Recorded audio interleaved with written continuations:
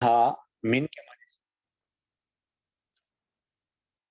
قلنا ہم نے کہا، قلنا ہم نے کہا، اہبتو تم اترو، اہبتو تم اترو، تم کا ترجمہ واو سے، یہ پہلے میں نے بتایا، منہا اس سے، منہا اس سے، من کے معنی سے اور ہا کے معنی اس، من کے معنی سے اور ہا کے معنی اس،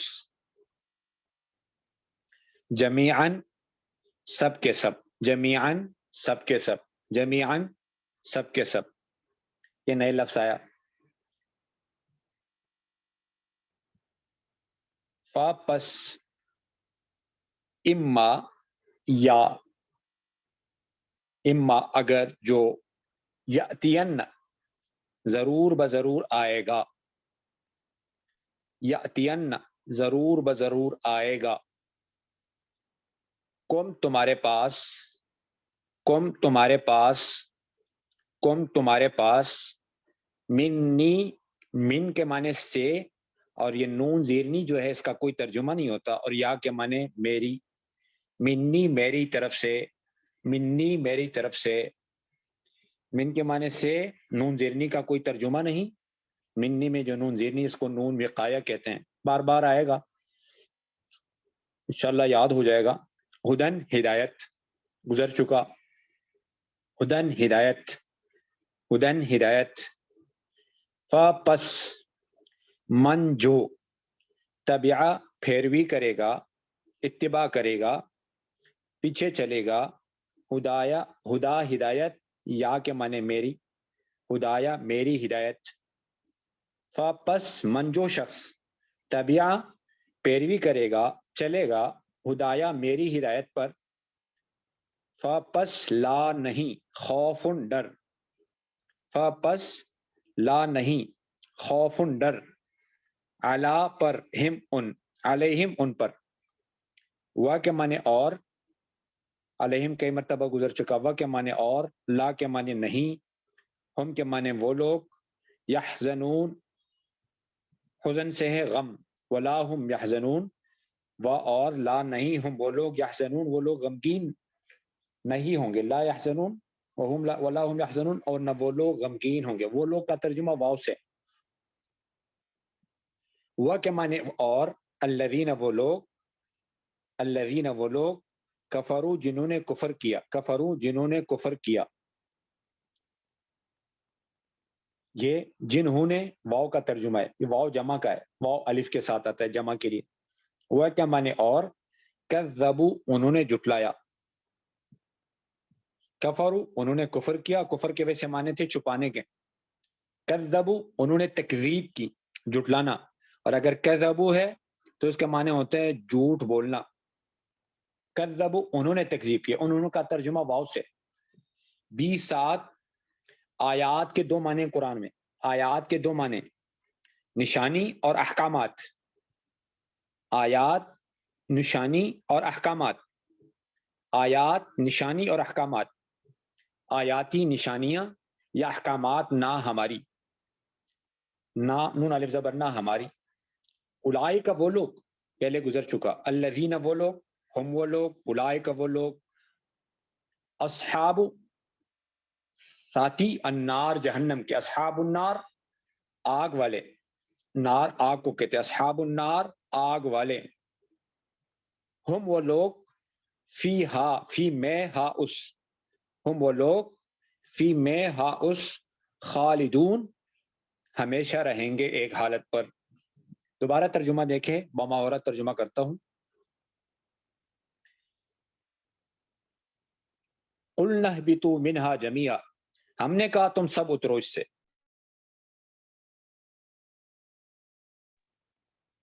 قلنا اہبطوا منہا جمیعا، ہم نے کہا تم سب اترو اس سے، قلنا اہبطوا منہا جمیعا، ہم نے کہا تم سب اترو اس سے، اگر میری طرف سے تمہارے پاس کوئی ہدایت آ جائے، فَإِمَّا يَأْتِيَنَّكُم مِّنِّي هُدًى، اگر میری طرف سے آپ کے پاس کوئی ہدایت آ جائے، راستہ آ جائے، رہنمائی کی بات آ جائے، فَمَن تَبِعَ ہُدَايَ، بس جو میری ہدایت پہ چلے گا، فَلَا خَوْفٌ عَلَيْهِمْ، نہ ان پر کوئی خوف ہوگا، ولا هم يحزنون، اور نہ وہ لوگ غمگین ہوں گے. فلا خوف علیہم، نہ ان پر کوئی خوف ہوگا. ولا هم يحزنون، اور نہ وہ لوگ غمگین ہوں گے. والذین کفروا، اور جن لوگوں نے کفر کیا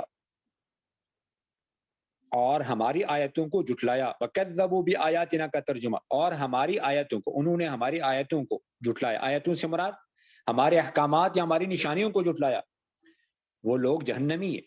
اولئک اصحاب النار، وہ لوگ آگ والے ہیں یعنی جہنم والے. وہ لوگ اس میں ہمیشہ رہیں گے.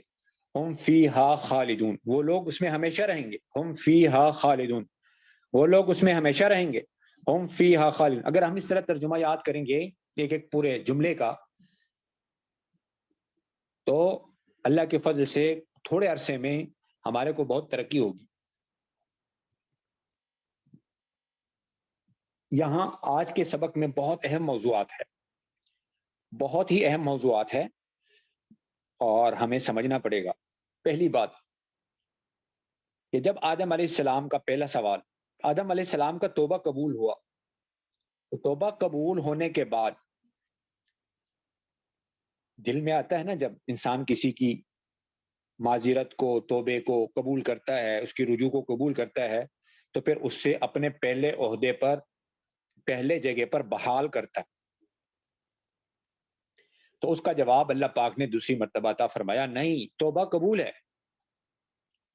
لیکن آدم علیہ السلام اب زمین ہی پر رہیں گے. جنت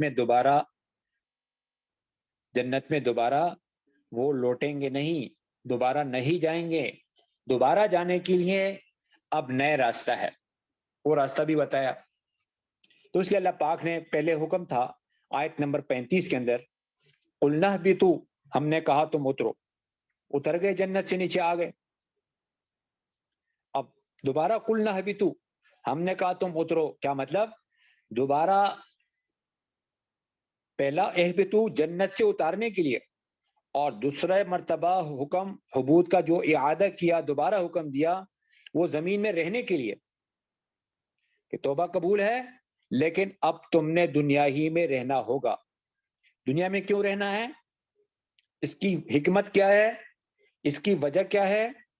فرمایا جنت سے اتارنے کا مقصد اللہ جل شانہ کا وہ امتحان اطاعت ہے کہ بندہ دنیا میں جا کر اللہ کی مان کر کے زندگی گزارتا ہے، یہ نفس اور شیطان کی مان کر، خواہشات کی زندگی گزار کر کے آتا ہے. کیونکہ دنیا میں دو طرح کی زندگی ہے، یا اللہ کی مان کر کے چلنا، یا اپنے نفس اور شیطان کی، اپنی خواہش کی مان کر کے انسان چلتا ہے. تو پہلے نمبر پر جنت سے اتارنے کا مقصد اطاعت کا امتحان ہے کہ یہ مانتا ہے یا نہیں مانتا ہے دنیا میں جا کر. اور دوسرے نمبر پر اللہ جل شانہ نے چونکہ فیصلہ کیا، جیسے پہلے آیت کے اندر گزر گیا کہ میں آدم علیہ السلام کو زمین میں خلیفہ بنانے والا ہوں. انی جاعل فی الارض خلیفہ، زمین میں ظاہر خلیفہ وہ بنے گا جو زمین میں رہے گا. وہ آدمی کیسے خلیفہ بن سکتا ہے جو رہتا تو جنت میں ہو اور اس کی خلافت زمین پر ہو؟ ایسا نہیں.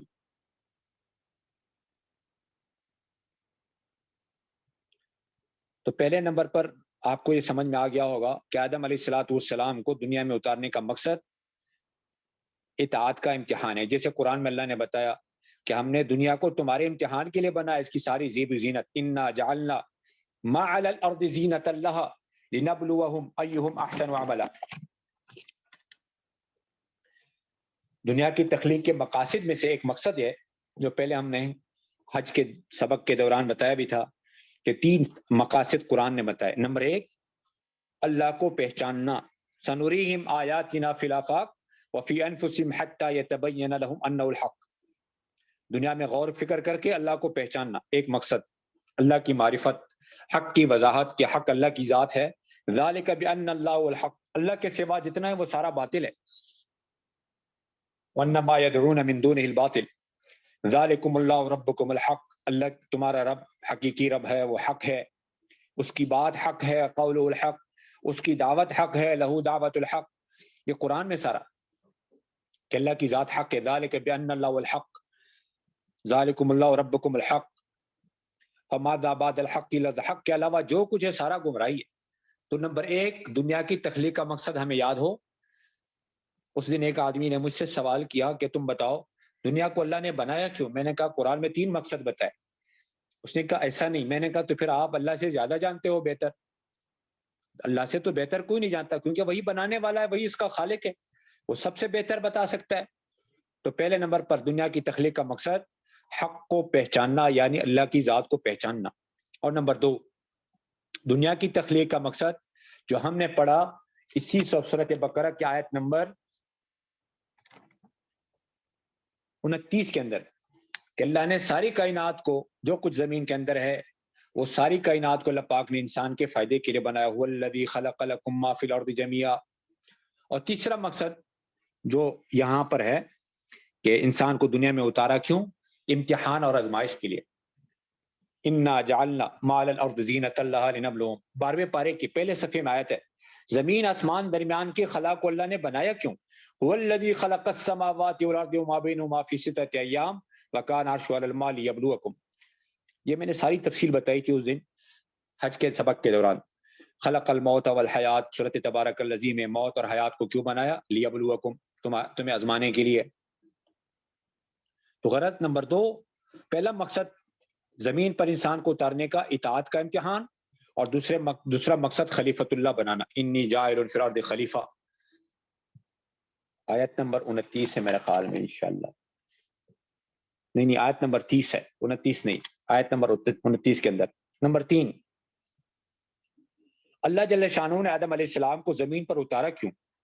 نمبر 3، تاکہ اللہ پاک کے جتنے اسماء حسنہ ہے، اللہ پاک کے جتنے اسماء حسنہ ہے، اسماء حسنہ کا مطلب اللہ کے 99 نام ہیں جو ہمیں معلوم ہے، باقی اللہ کے نام بہت ہے۔ ان 99 ناموں میں سے جو نام ہے مثلا الرحیم ہے، اگر اللہ جل شانہ انسان کو زمین پر نہ اتارتے تو اللہ کی رحمت کا ظہور کیسے ہوتا؟ اللہ کے رحمت کے ظہور کے لیے یہ بات ضروری ہے، اللہ کی رحمت کے ظہور کے لیے، اور کہ انسان ہو، اور انسان بھی کیسا انسان ہو؟ گناہ گار انسان ہو، کیونکہ گناہ گار انسان کو اللہ بخشتا ہے۔ حدیث کے اندر آتا ہے، حضور صلی اللہ علیہ وسلم نے ارشاد فرمایا کہ اگر تم میں سے سب متقی پرہیزگار بن جائے، فرشتہ بن جائے، اس سے کوئی گناہ نہ ہو، اللہ کو ایسی مخلوق کی ضرورت نہیں۔ پھر اللہ کو ایسے مخلوق کی ضرورت نہیں تو پھر کیا ہوگا؟ فرمایا اللہ پاک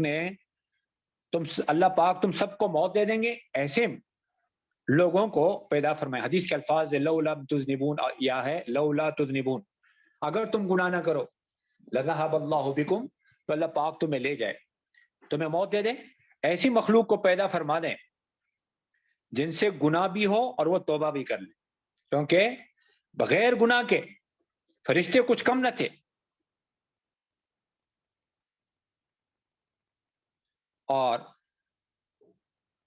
تو اللہ پاک کی غفوریت، بخشنے والا، رحیم، مہربان، عفو درگزر کرنے والا، حلیم، بردباری، خافض، اوپر اٹھانے والا، نیچے گرانے والا، رافع، اوپر اٹھانے والا، عزت دینے والا، معید، ذلیل کرنے والا، مذل، نافع، ضار، یہ ساری صفات جو اللہ تعالیٰ کے ہے، اس کا ظہور اور محل کوئی اور نہیں سوا انسان کے۔ لہذا ضروری تھا کہ اللہ پاک کے اسماء حسنہ کا، جیسے قرآن میں وَلِلَّهِ الْأَسْمَاءُ الْحُسْنَى، اللہ کے بہت اچھے اچھے نام ہیں، اس کے ذریعے سے اللہ کو پکارو، فَادْعُوهُ بِهَا، اس لیے دعا کا بھی طریقہ بتایا۔ صحابی دعا مانگ رہے، یا ذا الجلال والاکرام، حضور صلی اللہ علیہ وسلم نے فرمایا آپ کی دعا تو قبول ہو، آپ یا ذا الجلال والاکرام کہہ رہے۔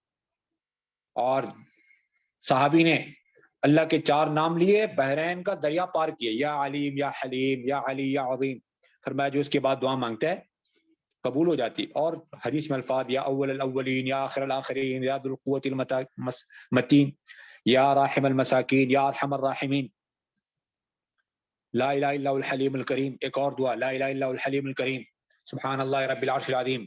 ان کے بعد جو دعا مانگی جائے، دعا مانگنے کا طریقہ، پہلے اللہ کی تعریف، پھر ثنا، پھر درود شریف، پہلے اللہ کی تعریف، پھر اس کے بعد درود شریف، پھر اس کے بعد اپنے لیے، اپنے والدین کے لیے دعا، پھر جو حاجت کی دعا وہ مانگے، پھر آخر میں پھر سبحان ربک رب العزت، پھر برحمتک یا ارحم الراحمین، اور پھر اس کے بعد چہرے کو ہاتھ پر پھیرنا، آمین آمین کہنا۔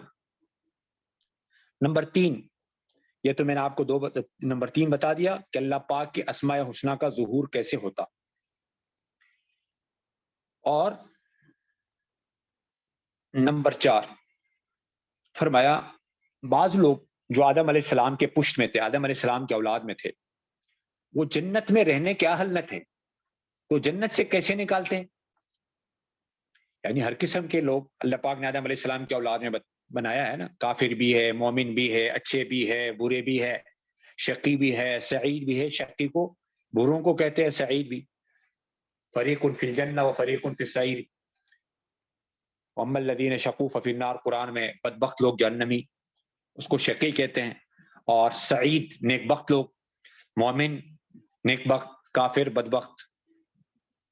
تو دونوں کو الگ الگ کرنے کے لیے ایک جہنم دار الخبیثین، برے لوگوں کا، قرآن میں لیمیز اللہ الخبیث من الطیب، اللہ پاک ایک حالت پر مومنین کو نہیں چھوڑتے ہیں کہ بس ایک حالت پر رہیں گے دنیا میں، ما کان اللہ لیذر المؤمنین علی ما انتم علیہ، تاکہ اللہ برے اچھے کو الگ الگ کرے، حتی یمیز اللہ الخبیث من الطیب۔ قرآن میں ایک اور جگہ لیمیز اللہ الخبیث من الطیب، بروں کو اچھوں کو اللہ پاک الگ الگ کریں گے۔ حالات میں پتہ چلتے ہیں سچے اور جھوٹوں کا، وَلِيَعْلَمَنَّ اللَّهُ الَّذِينَ صَدَقُوا وَلِيَعْلَمَنَّ الْكَاذِبِينَ، وَلِيَعْلَمَنَّ اللَّهُ الَّذِينَ صَدَقُوا وَلِيَعْلَمَنَّ الْكَاذِبِينَ، یہ قرآن میں، تاکہ ان بدبختوں کو جہنم واصل کریں اور ان نیک بختوں کو اللہ جل شانہ جنت کے اندر ڈال دیں۔ تو چوتھے نمبر پر مقصود یہ تھا آدم علیہ السلام کو زمین پر اتارنے کا، مقصد یہ تھا کہ آدم علیہ السلام کہ اولاد میں سے جو جنت کے اہل نہیں وہ جنت سے نکالے جائے اور جہنم میں ڈالے جائے امتحان میں ناکام ہو کر۔ اور نمبر 5، اللہ جل شانہ نے اپنے دوستوں انبیاء علیہ السلام کا امتحان لیا ان بدبختوں کے ذریعے، ان خبیثوں کے ذریعے، ان کافروں کے ذریعے، طرح طرح کے وہ اللہ کی طرف بلاتے رہے، دعوت دیتے رہے، وہ ان کو ستاتے رہے، مجنون کہتے رہے،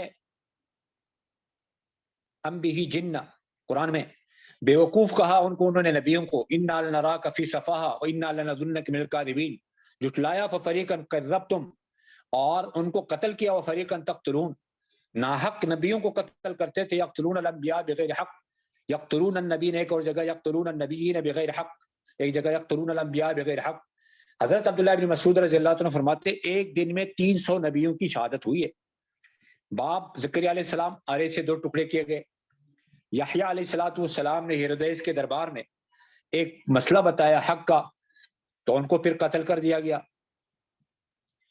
تو اللہ جل شانہ نے اپنے مخلص بندوں انبیاء علیہ السلام اور رسولوں کا اور نیک بندوں کا سلسلہ جاری کرنا تھا، اور ان بدبختوں کے ذریعے ان کا امتحان لینا تھا، اور وہ کلمہ کی بلندی کے لیے لگے، یہ کلمے کو پس کرنے کے لیے لگے، درمیان میں لڑائیاں ہوئی۔ تو اللہ جل شانہ نے حضرت آدم علیہ السلام کو جو زمین پر بھیجا،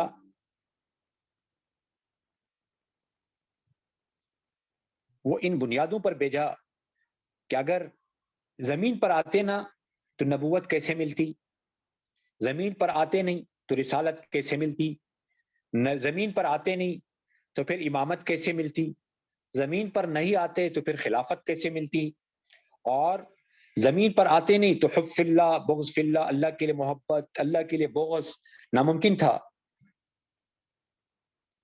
اور اللہ جل شانہ کا اپنے نافرمانوں پر جود و کرم اور سخا، جو اللہ پاک دنیا میں کافروں کو مسلمانوں سے زیادہ دیتے ہیں، ان کے ہر نیک عمل کا بدلہ، کافر کے ہر نیک عمل کا بدلہ دنیا ہی میں مل جاتا ہے۔ قرآن میں نا، جو دنیا چاہتے ہیں، من کان یرید الحیات الدنیا، اور اس کی زینت چاہتے ہیں وزینتہا، ان کے اعمال کا پورا پورا بدلہ دنیا میں ملتے ہیں۔ وفی الیہم اعمالہم فیہا، دنیا میں کوئی کمی نہیں ہوگی، وہم فیہا لا یبخسون، ان کے لیے آخرت میں ٹھکانہ صرف جہنم ہے، ان کے لیے آخرت میں اللہ کے پاس صرف آگ ہے۔ اولئک الذین لیس لہم فی الآخرۃ الا النار، ان لوگوں کے آخرت میں صرف آگ ہے۔ ایک اور جگہ اللہ پاک فرماتے ہیں جو دنیا چاہتے ہیں، من کان یرید العاجلہ، ہم جس سے چاہے دے دیں، ہر آدمی کو ملتی بھی نہیں، عجلنا لہ فیہا ما نشاء، جس سے ہم چاہیں، لمن نرید، پھر اس کا ٹھکانہ جہنم، ثم جعلنا لہ جہنم۔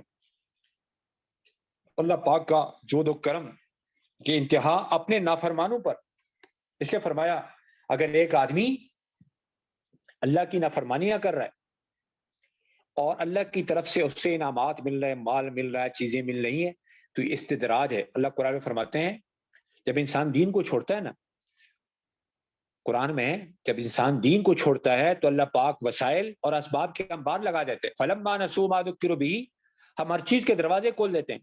فَتَحْنَا عَلَيْهِمْ أَبْوَابَ كُلِّ شَيْءٍ، یہاں تک حتی جب وہ خوش ہونے لگتا ہے، اذا فرحوا، جو اللہ پاک نے اسے عطا فرمایا، بما اوتوا، ہم اچانک پکڑ لیتے ہیں، اخذناہم بغتہ، یا یہ نا امید ہو جاتے ہیں، فاذا هم مبلسون۔ اور اللہ پاک یہ جگہ فرماتا ہے ہم ایسی جگہ سے پکڑتے ہیں کہ اس کو علم نہیں ہوتا، سنستدرجهم من حيث لا يعلمون، گناہوں کے ہوتے ہوئے اگر مال مل رہا ہے تو پکڑ کا ذریعہ ہے۔ اس لیے قرآن میں اللہ نے فرمایا ان کے مال اولاد تجھے تعجب میں نہ ڈالیں، فلا تعجبک اموالهم ولا اولادهم، میں دنیا میں مال اولاد کے ذریعے عذاب دینا چاہتا ہوں، انما یرید اللہ لیعذبهم بها فی الحیات الدنیا، جو خوشی سے مال نہیں ملتا نا اللہ کی طرف سے، تو وہ پھر دنیا میں عذاب کا ذریعہ بنتا ہے، نافرمانیوں کی صورت میں جب مال ملتا ہے۔ ایک اور جگہ بھی قرآن میں ولا تعجبک اموالهم ولا اولادهم انما یرید اللہ لیعذبهم بها فی الحیات الدنیا۔ تو اسی طریقے سے اللہ کی دوستوں سے محبت، اللہ کی دشمنوں سے بغض، بیزاری، دشمنی، یہ تمام فضائل و کمالات زمین پر اتارے جانے کے ثمرات ہے۔ جنت میں رہ کر یہ باتیں کہاں ممکن تھی، یعنی ہو نہیں سکتا تھا جنت میں۔ غرض اس کے بہت رموز اور اسرار ہے کہ اللہ پاک نے آدم علیہ السلام کو جنت سے زمین پر اتارا، اور ایک تفسیر کے اندر میں نے پڑھا کہ چونکہ اللہ پاک نے آپ کی اولاد میں سے حضرت احمد علیہ السلام، محمد صلی اللہ علیہ وسلم کو پیدا کرنا تھا، اس لیے اللہ نے آپ کے اوپر زمین کو اتارا، ایک تفسیر کے اندر میں نے پڑھا۔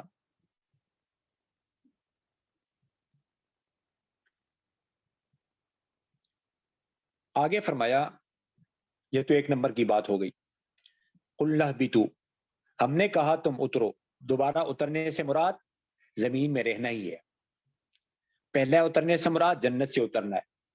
فَإِمَّا يَأْتِيَنَّكُمْ، میری طرف سے تمہارے پاس ہدایت آئے گی۔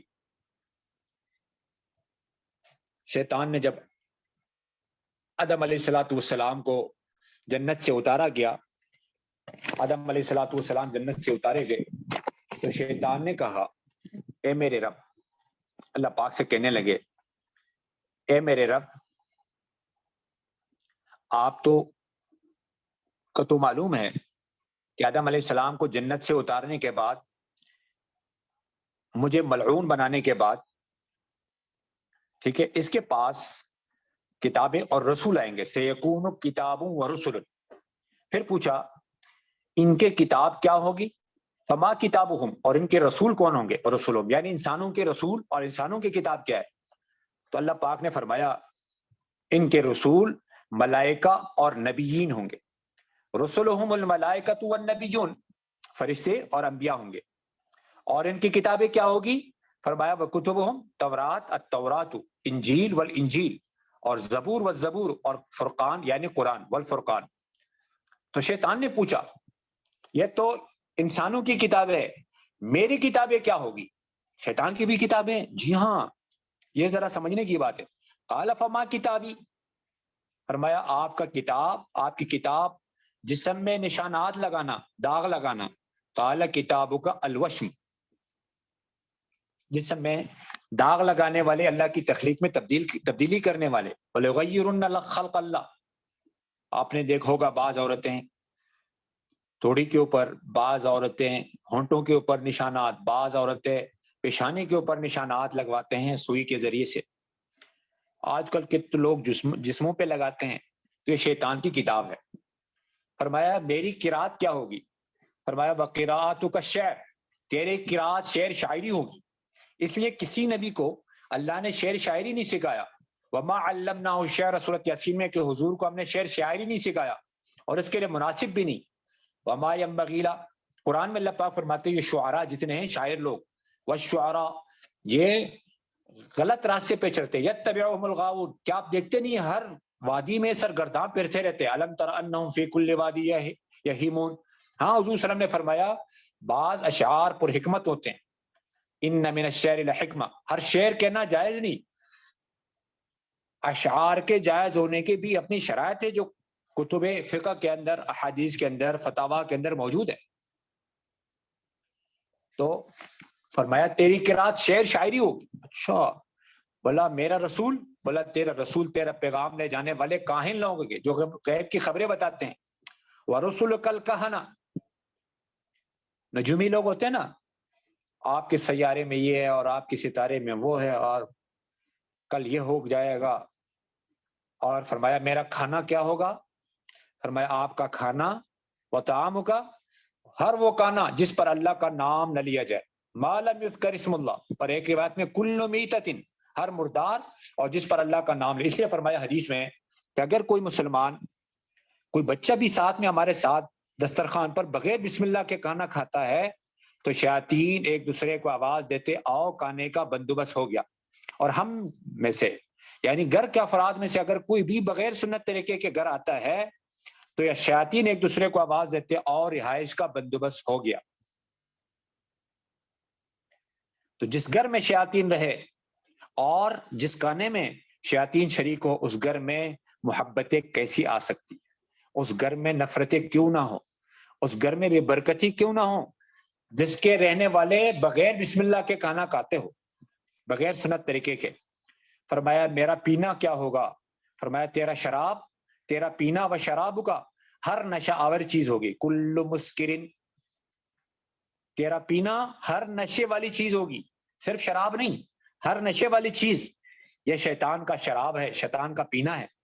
فرمایا تیری سچائی جھوٹ ہوگا، وصدق کا الکذب، تیری سچائی جھوٹ ہوگا. بولا میرا گھر، میری رہائش کیا کہاں ہوگی، فرمایا وبیتک الحمام، اور تیری رہائش گاہ حمام ہوگی.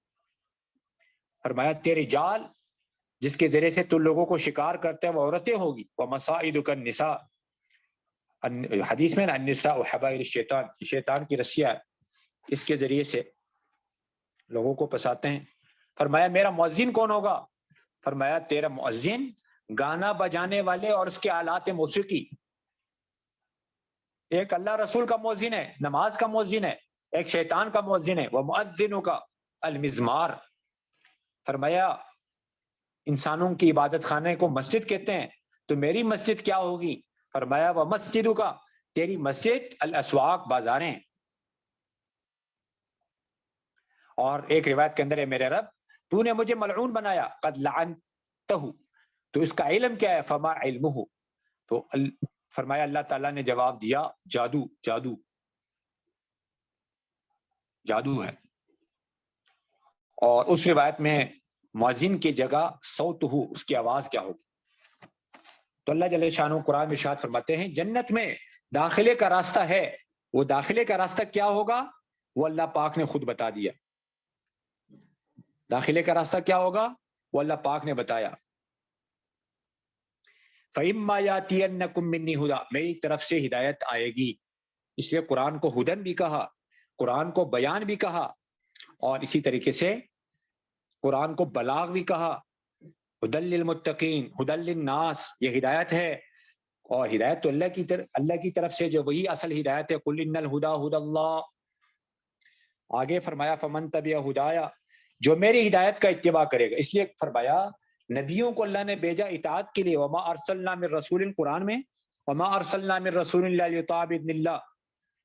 اور اگر تم اللہ سے محبت کا دعویٰ کرتے ہو ان کنتم تحبون اللہ، تو میرے حبیب کا اتباع کرو. فاتبعونی، اور اگر تم اطاعت کرو گے ہدایت پالو گے. ان تطیعوہ تہتدوا، قرآن میں صحابہ کی طرح ایمان لاؤ گے تو ہدایت پاؤ گے. فإن آمنوا بمثل ما آمنتم به فقد اهتدوا.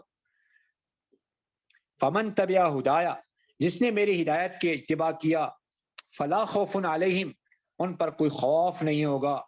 خوف تو ہوگا اللہ کی عظمت کا، اللہ کی خشیت کا، یعنی غالب اور محیط نہ ہوگا، لیکن اللہ کی عظمت اور جلال کا خوف ہوگا۔ فرمایا نہ آگے جانے کا خوف ہوگا، فلا خوف علیہم، نہ پیچھے چھوڑنے کا غم ہوگا، ولا ہم یحزنون۔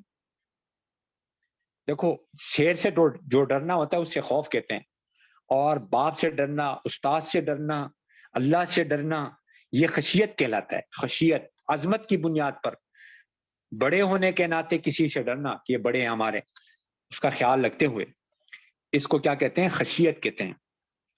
اور فرمایا جنتی لوگ جو ہوں گے ان پر نہ کوئی خوف ہوگا، ولا هم يحزنون، اور نہ وہ کوئی غم کریں گے۔ کیا مطلب؟ فرمایا حزن کہتے ہیں محبوب کی جدائی پر جو غم ہوتا ہے اس سے حزن کہتے ہیں۔ محبوب چیز کے جدا ہونے پر اللہ پاک اتنی نعمتیں دیں گے جنت میں کہ ان کو کوئی غم نہیں ہوگا، کوئی افسوس نہیں ہوگا۔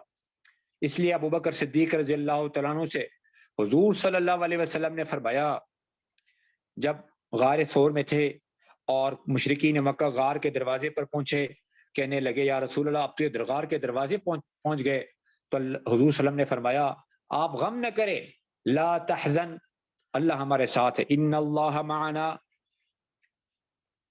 تو علماء نے لکھا حزن کے معنی محبوب کہ یا رسول اللہ آپ کی جدائی ہوگی یا آپ کو پکڑ لیں گے، تو حضور صلی اللہ علیہ وسلم نے فرمایا آپ ان دو کے بارے میں کیا سمجھتے ہیں، کیا گمان ہے آپ کا ان دو کے بارے میں؟ فما ظنک باثنین، جن کا تیسرا خدا ہے، اللہ ثالثہما، نہ ان پر کوئی غم ہو، خوف ہوگا، ولا هم يحزنون، اور نہ وہ غمگین ہوں گے۔ آگے فرمایا والذین کفروا وکذبوا بآیاتنا، جنہوں نے کفر کیا ہماری آیاتوں کو جھٹلایا۔ دیکھو آپ کو بتایا تھا کفر کے معنی چھپانے کے ہیں، اور کفر کی قسمیں میں نے آپ کو سنائی تھی اس دن، شاید آپ کو یاد ہوگا، ذرا اس میں اضافہ کرتے ہیں۔ میرے خیال میں کچھ چیزیں مجھ سے رہ گئی تھی اس کے اندر، میں ان چیزوں کا تذکرہ کرنا چاہتا ہوں۔ اس میں سے آپ کو معلوم ہوگا ایک کفر انکار تھا، اور ایک جو تھا کفر جحود تھا، اور ایک کفر عناد تھا، اور ایک نفاق تھا۔ یہ آپ کو یاد ہوگا، کفر انکار دل زبان سے انسان خدا یا پیغمبر گرامی کا انکار کریں۔ کفر انکار کا مطلب دل زبان سے انسان خدا یا پیغمبر کا انکار کرے، یعنی زبان دل دونوں سے انکار کو کفر انکار کہتے ہیں۔ اور کفر جحود دل سے ایمان رکھتا ہو لیکن زبان سے انکار کرے، اور کفر جحود دل سے ایمان رکھتا ہو لیکن زبان سے انکار کرے، اور کفر عناد دل سے تصدیق، زبان سے اقرار بھی کرتا ہو لیکن ہٹ درمی اور ضد یا حسد کی وجہ سے اپنی تصدیق اور اقرار پر ایمان نہیں لاتا، جیسے ولید ابن مغیرہ کے بارے میں آیا۔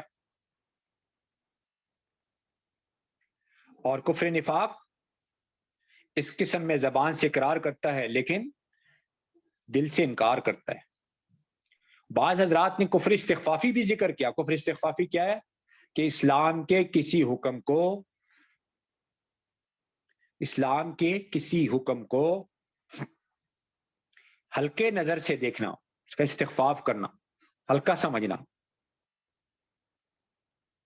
مثلا یوں کہے کہ نماز دین کی ضروریات اور رکن میں سے نہیں ہے، اس وجہ سے وہ نماز پڑھتا ہی نہیں۔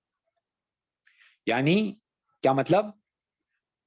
اسلام کے دلائل، کسی عمل کے دلائل ظاہری ہونے کے باوجود اپنی رائے کو، اپنی سمجھ کو ترجیح دیتا ہے اور اپنے لیے ایک اعتقاد بناتا ہے۔ اس کے علاوہ کفر کی اقسام اور بھی ہے۔ نمبر 1 زندیق۔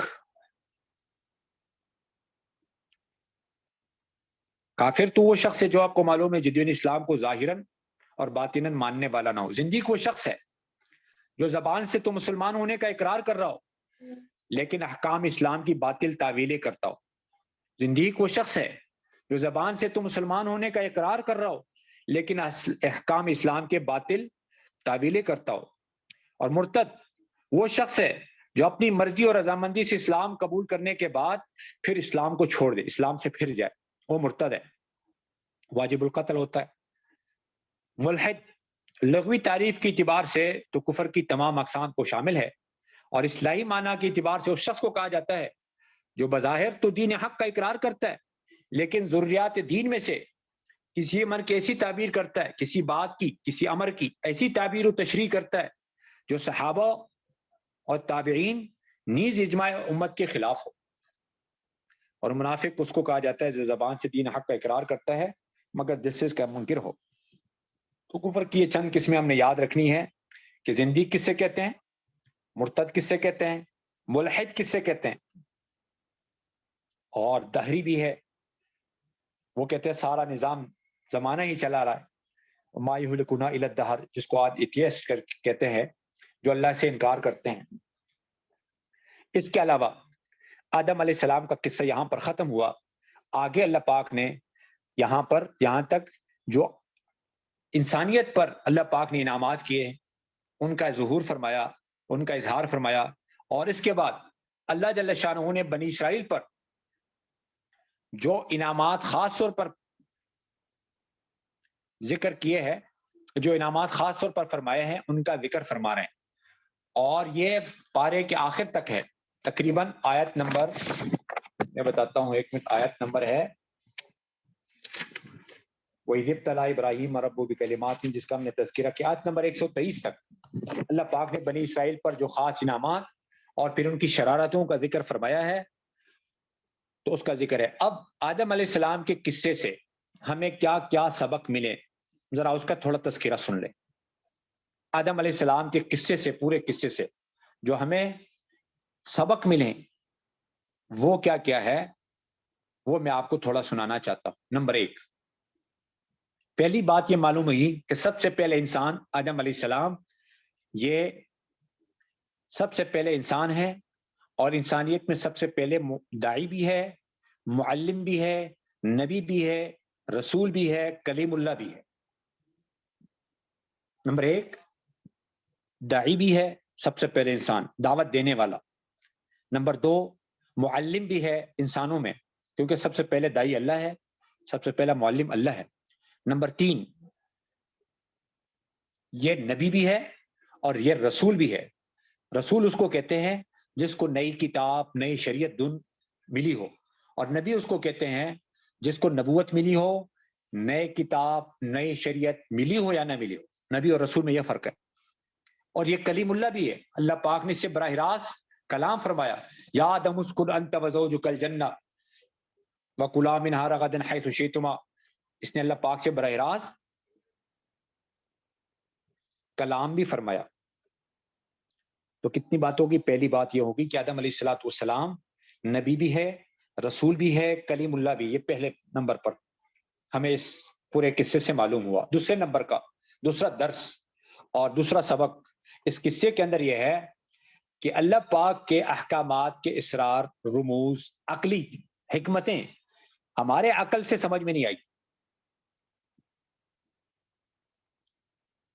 ہمارے عقل سے سمجھ میں نہیں آئے گی، فرشتوں کو سمجھ نہیں آئی۔ خضر علیہ السلام، موسیٰ علیہ السلام جا رہے، دونوں نبی ہے، یا ایک قول کے مطابق خضر علیہ السلام ولی ہے اور موسیٰ علیہ السلام نبی ہے۔ 3 موقع آئے، تینوں موقعوں پر موسیٰ علیہ السلام کو عقلی وجہ سمجھ میں نہیں آئی۔ آج کل لوگ کیا کہتے ہیں، یار اس کے لاجک بتاؤ، عقلی وجہ بتاؤ۔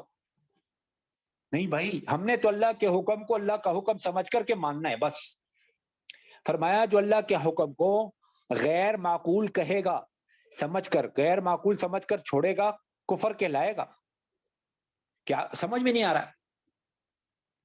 3 موقع آئے، موسیٰ علیہ السلام نبی کو سمجھ میں نہیں آ رہا، یہاں فرشتوں کو سمجھ میں نہیں آ رہا آدم علیہ السلام کا خلیفہ بنانا۔ نمبر 1، کشتی کو پھاڑا، اخرقتها لتغرق اهلها لقد جئت، بول پڑے۔ نمبر 2، بچے کو قتل کیا، قتلت نفسا زکیۃ بغیر نفس۔ نمبر 3، دیوار کو ٹھیک کیا۔ پوری تفصیل انشاءاللہ سورۃ کاف میں آئے گی۔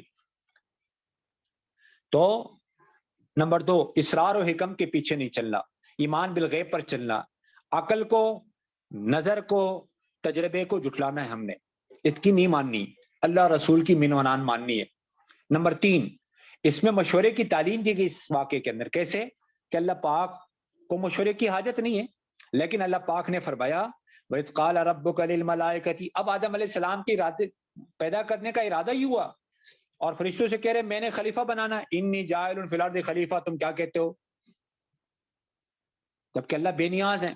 اسی وجہ سے حدیث میں آتا ہے اللہ اور رسول کو اللہ نے مستغنی کر دیا مشورے سے، ان اللہ و رسول غنیان عن الشورى، لیکن اللہ نے مشورے کو میری امت کے لیے رحمت بنایا، ولکن جعل رحمت لامتی. اب آپ اندازہ لگاؤ، قرآن میں کوئی صورت نماز کی نہیں، سورۃ الصلاح، زکوٰۃ کی صورت نہیں، سورۃ الزکوٰۃ، حج کی صورت ہے سورۃ الحج، لیکن قرآن میں مشورے کی پوری ایک صورت ہے سورۃ الشورى. صحابہ کی صفت بتائی قرآن میں، وامرهم شورى بینہم، یہ کام مشورے سے کرتے تھے. اور قرآن میں ہے کہ مشورہ اللہ کا حکم ہے، حضور صلی اللہ علیہ وسلم کو اللہ نے حکم دیا آپ بھی مشورہ کریں. وشاورہم فی الامر، وشاورہم فی الامر.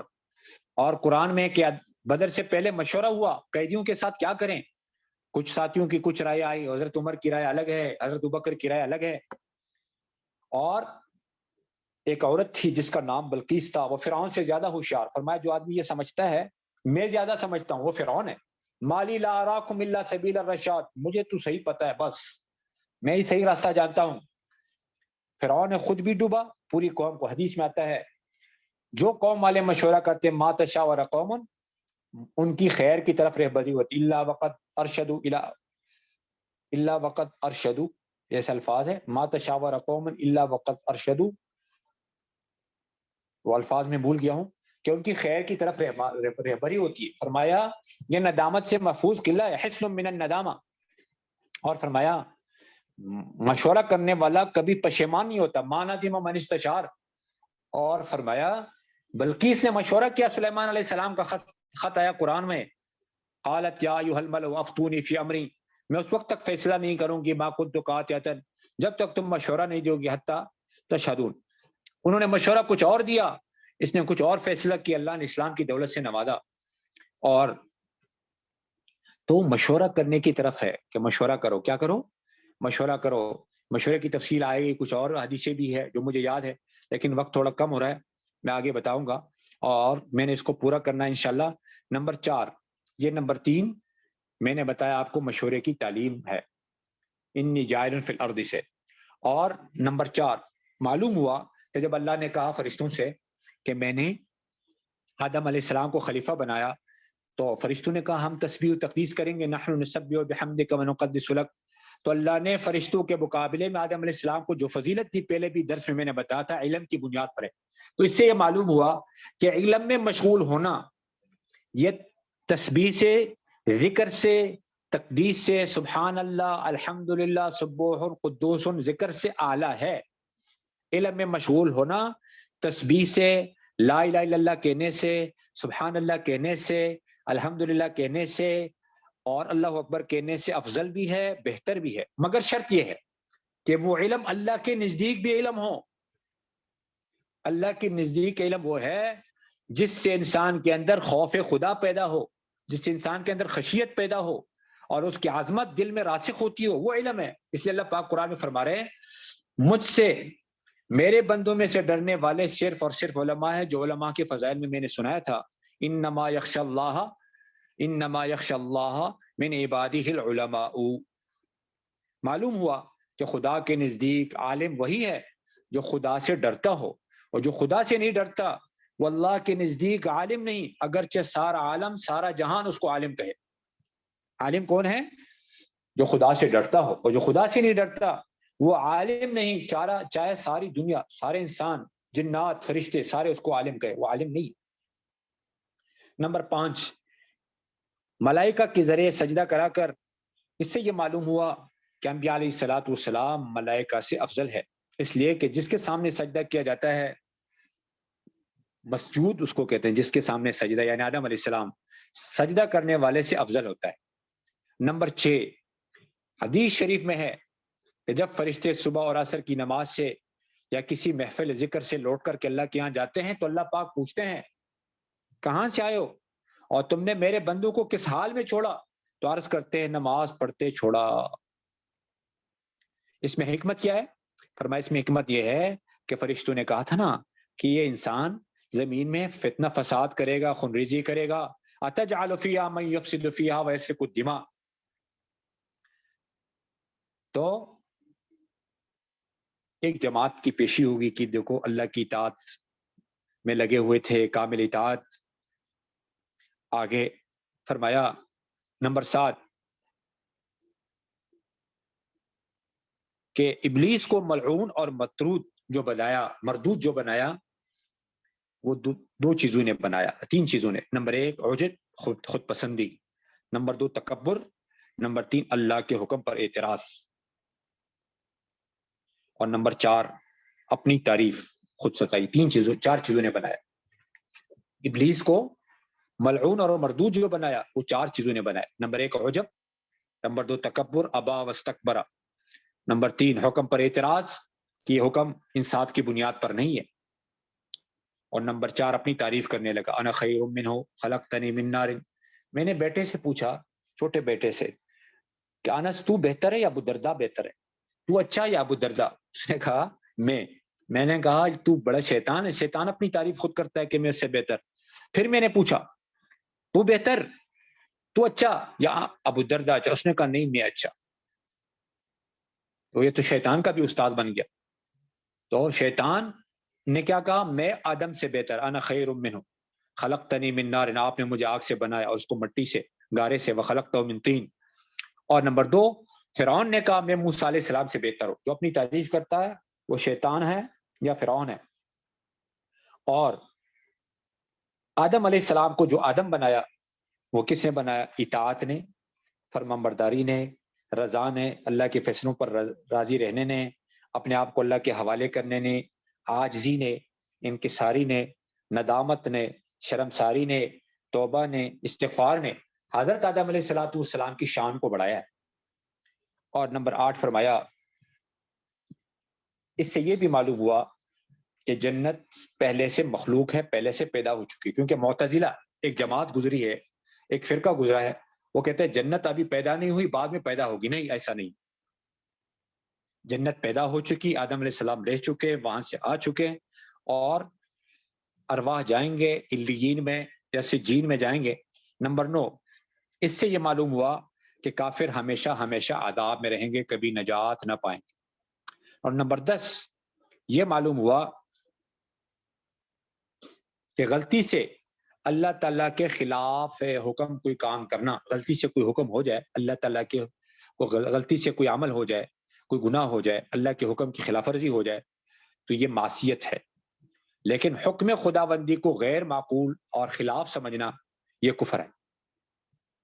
نمبر 11 یہ بڑا اہم ہے، اسی پر ہمارا سبق آج ختم ہوگا، دیر بھی ہو گئی، بس یہ آج میں اب بتاتا ہوں، یہ بہت اہم بات ہے اس کے اندر۔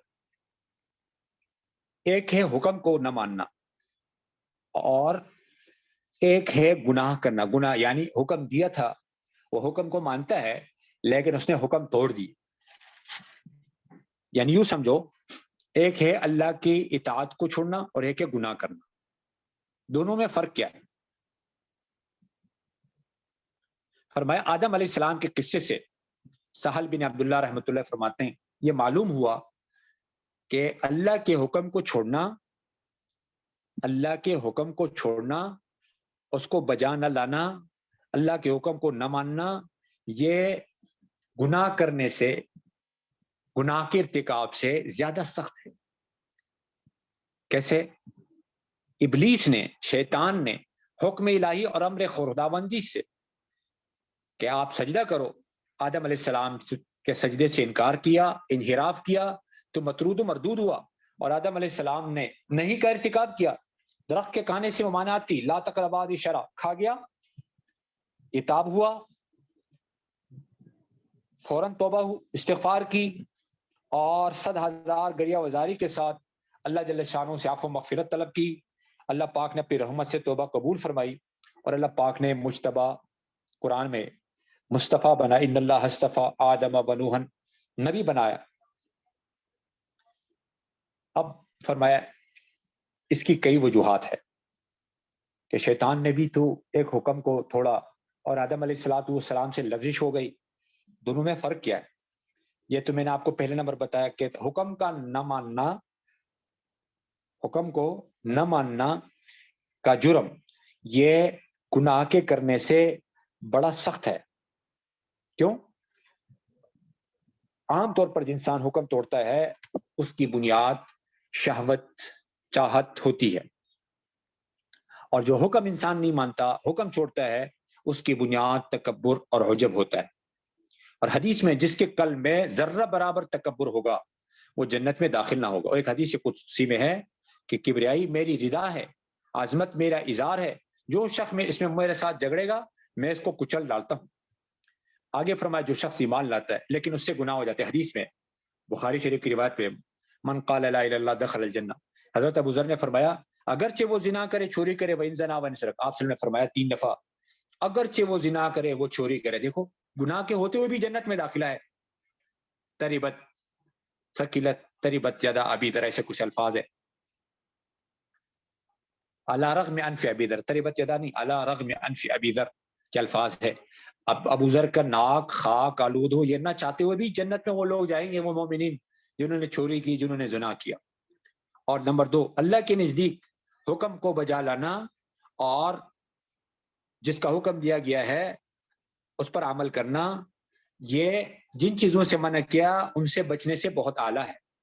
نمبر 3، یہ میں آپ کو بتاؤں قرآن میں جگہ جگہ ان اللہ یحب الصابرین یحب المتقین یحب المحسنین وغیرہ وغیرہ بہت سارے ہیں۔ نمبر 3، احکامات کو بجا لانا مقصود ذاتی ہے، اور جن چیزوں سے روکا ہے ان سے روکنا یہ اس کی تکمیل کا ذریعہ، اصل احکامات کو بجا لانا ہے۔ آگے نمبر 4 فرمایا عبادات کو احکامات کو بجا لانا یہ روح کی غذا ہے، بغیر ایمان بغیر تسلیم بغیر اطاعت اور انقیاد کے روح کی حیات ناممکن ہے۔ اور گناہوں سے بچنا بمنزلہ پرہیز کے ہے۔ دوائی کھانا جیسے ہے نا، ایک ہے دوائی کھانا، تو نماز پڑھنا، ذکر کرنا، تلاوت کرنا، حج کرنا، زکوٰۃ دینا، یہ جو احکامات ہے یہ روح کی غذا ہے، ٹھیک ہے۔ اور گناہوں سے بچنا، بد نظری سے بچنا وغیرہ وغیرہ، غیبت سے بچنا، یہ بمنزلہ پرہیز کے۔ اصل مقصود حیات ہے، اور پرہیز حیات زندگی کی صحت کی نگہبانی کے لیے۔ نمبر 5، کہ جن اور انس کو پیدا کرنے کا مقصد یہ اللہ پاک نے قرآن میں بتایا، وہ ہے اللہ کے احکامات کو بجا لانا، عبدیت ہے۔ تو اگر ایک آدمی سارے گناہوں سے بچتا ہے لیکن احکامات بجا نہیں لاتا تو وہ اپنے مقصد پر نہیں ہے۔ اور نمبر 6 فرمایا اللہ کے حکم کو، مثلا صدقے کو، ایک جگہ فرمایا جو اللہ کی راہ میں مال لگاتے ہیں، مثلا الذین ينفقون اموالهم فی سبیل اللہ، 700 گنا اللہ بڑھا دیتے ہیں۔ کتنے گنا؟ اور پھر اللہ کے فرماتے ہیں اللہ جس کے لیے چاہے اور دوگنا کرتا ہے، یعنی حکم کو پورا کرنے والے کے لیے اجر کئی گنا بڑھا جاتا ہے۔ 10 حصے تو کم از کم ہے، من جاء بالحسنہ، جو ایک نیکی کرے گا 10 حصے کے برابر عمل ملے، فلو عشر امثالہ، یہ کم از کم ہے۔ اور 700 گنا، 7 لاکھ گنا، 49 کروڑ، اللہ کے راستے میں نکل کر ایک سبحان اللہ کہنا 49 کروڑ، ایک نماز 49 کروڑ، ایک روزہ 49 کروڑ، حج میں ایک نیکی لاکھ کے برابر، حج میں ایک نیکی لاکھ کے برابر۔ نمبر 7 فرمایا اللہ کے احکامات کو ماننا یہ صفت رحمت سے تعلق رکھتا ہے، اور گناہ کرنا یہ غضب سے تعلق رکھتا ہے، کیونکہ گناہ کرنے سے اللہ کو غصہ آتا ہے، اور جب انسان اللہ کی اطاعت کرتا ہے تو اللہ کو رحم آتا ہے۔ اور اللہ پاک قرآن میں فرماتے ہیں کہ رحمت، حدیث میں نا، غضب پر غالب ہے، حدیث کے الفاظ ہے، صفت غضب پر اللہ کی رحمت، صفت رحمت صفت غضب پر سابق ہے، ورحمتی وسعت کل شیء قرآن میں۔ اور نمبر 8 کہ عبادات کا اثرات جلد زائل نہیں ہوتے، جلدی ختم نہیں ہوتے، لیکن گناہ کے اثرات فوراً ختم ہوتے۔ آپ توبہ کرو ابھی ابھی سارے گناہ ختم۔ مختصر میں بتا رہا ہوں۔ نمبر 9 نجات کا دار و مدار احکام کی بجاوری پر ہے۔ اگر کوئی شخص تمام گناہوں سے بچتا ہے لیکن احکامات، نماز نہیں پڑھتا، زکوٰۃ نہیں دیتا، حج نہیں کرتا، تلاوت نہیں کرتا، ذکر نہیں کرتا، جنت میں نہیں جائے گا۔ نمبر 10 نماز کے حکم سے نماز کا وجود مقصود ہوتا ہے، اور فرمایا یہ وجود مطلوب ہوتا ہے، اور وجود میں کمال ہوتا ہے، اور نہ ہونے میں کوئی کمال نہیں۔ تو فرمایا 10 وجوہات ہے جس کی بنیاد پر اللہ جل شانہ نے آدم علیہ السلام کے توبے کو قبول فرمایا اور آدم علیہ السلام کو توبے کے کلمات سکھائے اور شیطان کو توبے کی کلمات نہیں سکھلا گئے کہ شیطان نے تکبر و عجب کی بنیاد پر حکم الہی سے انکار کیا تھا اور آدم علیہ السلام سے بلا قصد و ارادہ کے شیطان نے وسوسہ ڈال کر قسمیں کھا کر فوائد بتا کر خیرخواہی ظاہر کر کے آدم علیہ السلام کو پھسلایا تھا۔ اللہ جل شانہ جو کچھ پڑھا سنا اس پر عمل کرنے اور دوسروں تک پہنچانے کی توفیق عطا فرمائے۔ میں یہ سوچ رہا تھا، انشاءاللہ آپ بھی سوچیں کہ کیا ترتیب ہو سکتی ہے۔ کچھ سوالات بھی آپ کے ذہنوں میں آئیں گے، ان سوالات کے جوابات کی کیا ترتیب ہو سکتی ہے اور سوالات کی کیا صورت ہو سکتی ہے، تاکہ ہمارا سبق میں جو آپ کے ذہن میں کوئی سوالات آ رہے ہوں ان کے بھی جوابات ہو جایا کرے۔ اس کے لیے آپ اور یہ جو گھر والے ہیں، عبداللہ کے گھر والے، محمد کے گھر والے مشورہ کر لیں، پھر انشاءاللہ اس کی ترتیب بناتے ہیں۔ سبحان اللہ و بحمدہ، سبحانک اللہم و بحمدک، اشہد ان لا الہ الا انت، استغفرک و اتوب الیک، استغفرک و اتوب الیک، استغفرک و اتوب الیک، نستغفرک و نتوب الیک، نستغفرک و نتوب الیک، نستغفرک و نتوب الیک۔ سبحان ربک رب العزۃ عما یصفون، سلام علی المرسلین والحمد للہ رب العالمین۔